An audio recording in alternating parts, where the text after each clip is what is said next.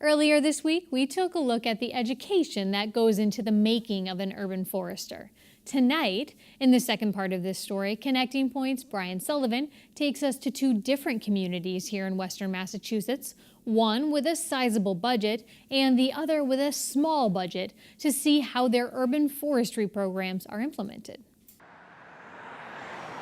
Trees on the side of rolling hills, or the woods, or even the side of the road were very likely here before many of the people who live in the towns they inhabit, and almost certainly arrived on the scene by way of nature. Trees that run along the sidewalk and certain roadways and thoroughfares, while it may seem like they've been there forever, they were probably planted by humans as part of an urban forestry program, something that's been growing by leaps and bounds nationwide. Urban forestry, or community forestry, actually is a national movement. It is growing and getting more and more popular. And there's a growing sense in our community that things are changing and that we can't just continually build without considering our green infrastructure, our trees and whatnot. On any given Wednesday or Saturday morning in the spring or fall, Northampton residents will likely come across signs like these in their travels, as the city has one of the more robust tree planting programs in the state. To the untrained eye, it may appear that the city already has enough trees, but in truth, the trees that are there are a disproportionate number of maple and oak, many of which were planted decades ago. Up until recently, the city had been at a bit of a standstill with any sort of planting program. In my career here in Northampton, we ended up having multiple years where we did a lot of tree removals, a lot of tree trimming. We didn't really have a urban forestry plan of any kind. It was just take trees down as they needed because they were diseased, or this tree needs a trim, or you would respond to a resident's complaint about trees that are blocking the sightline view, or I don't like this tree. Now it's a game of catch-up. But thanks to the combined effort from the tree warden, the Public Shade Tree Commission, and the local nonprofit group Tree Northampton, they've been able to make a dent in the over 2,000 planting locations that were discovered while doing a citywide public shade tree inventory in 2016. We planted in the last couple of years, I believe, 180 trees a year. With volunteers, we plant in the spring and the fall. So if you drove through Northampton today, you would see a lot of younger trees with these green gator bags on the bottom of them. Those gator bags are the watering bags, which are filled on a regular basis by either the DPW or volunteers. And the tree planting program isn't limited to just public walkways. They'll actually cover residential homes if given permission to do so. These are called setback plantings, where a resident actually agrees to allow us to plant trees on their property. They actually have to sign an agreement with the tree warden that gets filed at the Registry of Deeds, where those trees will now be forever protected public shade trees. So if this owner was to sell his house, then those trees would show up on the deed.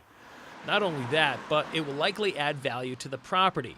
Meanwhile, plantings like the one going on here in the Florence section of Northampton will add value to the city's streetways, and that has broad support, which extends from the mayor's office throughout the community.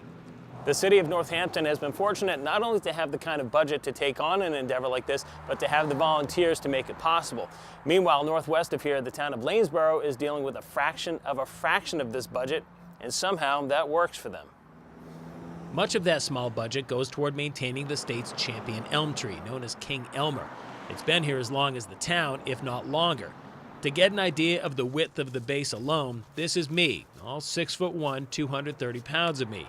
This marvel of nature, which stands at 111 feet with a canopy that spreads out 102 feet, has branches as big as trees, so it's understandable that its maintenance would come with a decent-sized price tag. But the town of Lanesboro itself is comprised mostly of quiet country roads with more emphasis on residential trees, so having a large budget for the tree committee, not really necessary. I certainly don't envy the big towns like a Cambridge or Northampton, their large tree budgets. It's got to be amazing what they have to do to manage that and try to get trees back on their streets. Lanesboro has trees on its streets. I like the idea that we only got $1,000 or something like that. It goes a long way toward keeping King Elmer, the giant elm, going, and I'm perfectly happy to try to raise money from people who want to donate a tree to our arboretums. And I actually like the idea that we're small. it becomes a full-time job, and this is a volunteer effort that we're doing at this point. That volunteer effort has yielded excellent results so far, whether it was putting in these plantings out in front of the police station or the Arboretum that's on full display at the Laston Memorial Park just off of Route 7. There are trees here that most people wouldn't find even walking through the woods. Now here they are, literally surrounding the sports complex in the center of town. And on a quiet day filming trees, it felt like a little slice of heaven on earth. For the town's tree committee, it's the start of a job that may never be completed.